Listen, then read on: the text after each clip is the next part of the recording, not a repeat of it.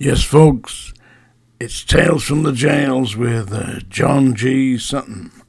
Let's talk today about HMP prison Wormwood Scrubs, which is an infamous prison on Duquesne Road in London, West 12. The prison has held many notorious inmates, some famous inmates as well, famous inmates such as the poet Basil Bunting, mesh cast at eventide. Keith Richards of the Rolling Stones was in there when the Stones got busted for drugs. I think it was 66 or something like that. Imagine pop stars getting busted for drugs. I mean, what were they doing? Marijuana, I think it was. I mean, how innocent is that? Years to come, we will see marijuana downgraded to a non-offensive recreational substance. Personally, never tried it myself.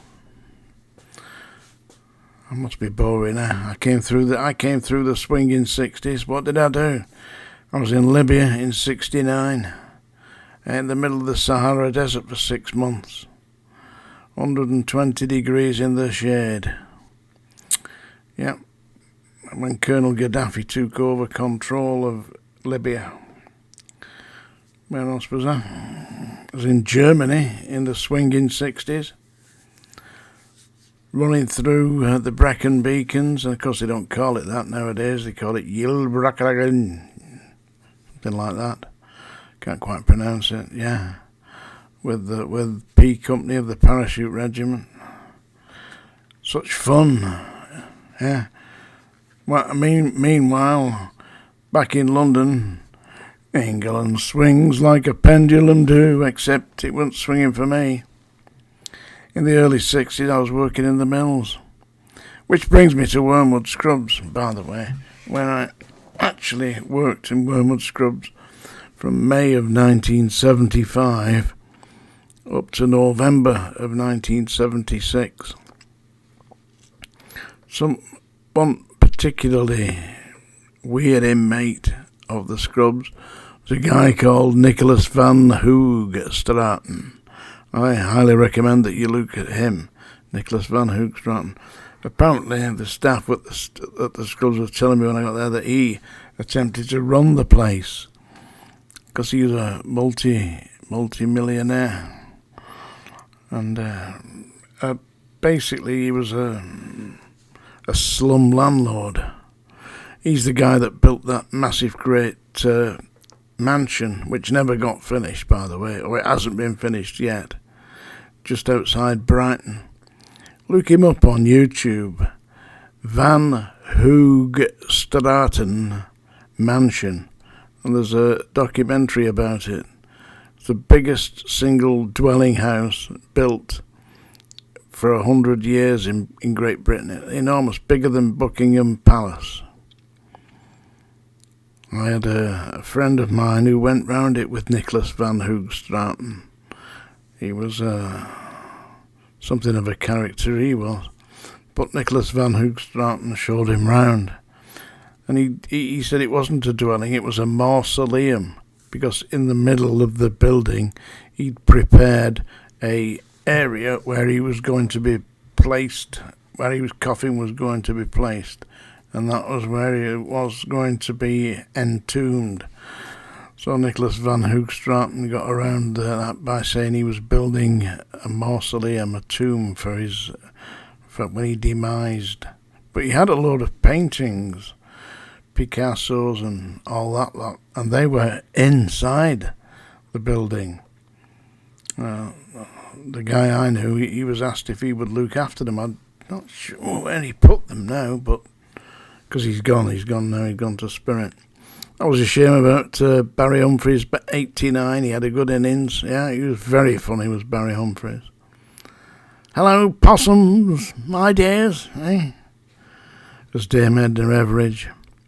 I particularly liked him as the Australian cultural attaché, covered in soup stains and drinking booze.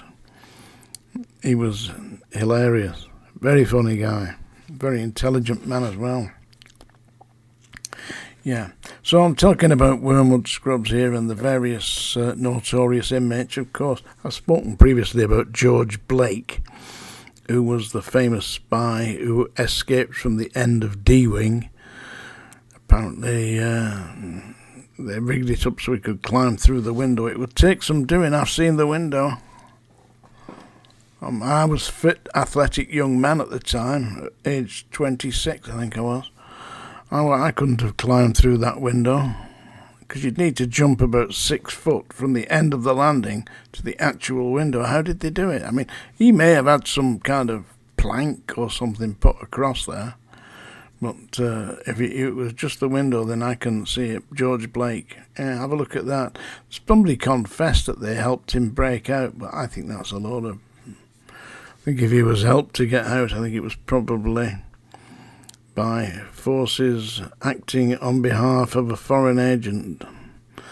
Strange place. Wormwood Scrubs. Yeah, a lot of cells in Wormwood Scrubs, you know. And basically, it was just Sea Wing where I worked. It was just a massive local prison. One landing I worked on, C2 landing, had 200 inmates. Can you imagine dealing with that? And the idea was, of course, you told them what to do. Bang up, slop out, get behind you. And they had to do it. Because I explained to them, I said, listen, I don't particularly want to go shouting like this. I'm not on the parade ground anymore. I said, all I'm trying to do is to enable you to get your food, get fed, get into the showers, get yourself looked after. But if you don't do it quickly, when I tell you to do it, everything's going to come to a grinding halt. Nothing will work. So let's just do this together, make it easy for you, and it will help to make it a little bit easier for me, and we get there at the end of the day. That seems to me a reasonable approach, don't you think? Anyway, that was Wormwood Scrubs when I worked there. And who else? What other famous inmates? Well, of course, there was Leslie Grantham, who went on to be Dirty Den on EastEnders. He was on D-Wing when I met him on D-Wing. He's an ex-soldier, you know, Leslie Grantham. That's why he was in the Scrubs. He was serving a life sentence that was imposed in court in Germany. He'd actually tried to mug rob a taxi driver. And the taxi driver had objected to being mugged, and Leslie Grantham shot him dead. Said it was an accident, he didn't mean to shoot him, but I suppose if you're going out with a gun and you've got bullets in there and somebody gets shot dead, you're going to get life. And that's what he got. He had a sense of humour, did Leslie Grantham. Big opinion of himself, like. Went on to be Dirty Den and made a fortune at it, but it didn't help him in the end, did it? He dropped dead after a serious kind of sex scandal. I exactly see this myself, but I was read it in the papers that he'd been online chatting to women and whopping out his todger. That kind of thing, you know. Anyway, I am now going to... I better warn you, Anta. The song Dinger, folks. It strikes terror into the heart of even the most fearless. That includes Larry the Goatherd, by the way. Larry, look on my TikTok channel, mate. Yeah, Jailer John. Yeah, there is a spoof for you. It's Bernard Manning telling a joke. He mentions your name. Seriously. Right. That's good. Anyway, Paula, Bob, the Bob, and all the rest of it.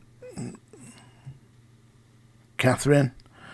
Now is the time for all good men to come to the end of this voyage, because if you don't, you're going to hear a song.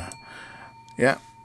This is Wormwood Scrubs Tango, performed by, originally, of course, performed by Spike Milligan. I've got to get my glasses on right here so I can see the actual lyrics. Are you all sitting comfortably? I used to start again. Wormwood Scrubs Tango. I used to tramp the streets beneath the stars and knock off other people's motor cars. I used to flog them on the street or slog them down the lane, and I'd never heard of Wormwood Scrubs. One night a friendly copper noticed me a-fiddling with an ignition key. He said, "You're just the bloke we need to fill a place in Wormwood Scrubs." Then he put his hand up on me wrist. I said, "What's this? I shall resist." And with his arm he did the twist, and then he bashed me nuts. Ah! And now I lie in bed and count the stars behind a great big set of iron bars. I hear the motors going by, and here am I in Wormwood Scrubs. They put me handcuffs on me wrist. I said, "What's this? I shall resist." Then with me arm he done the twist, and then he banged me nuts. And now I lie in bed beneath the stars, behind a great big set of iron bars. And I hear the motors going by, and here am I in Wormwood Scrubs. There you go, folks. It was nonsense, I know, but I tried.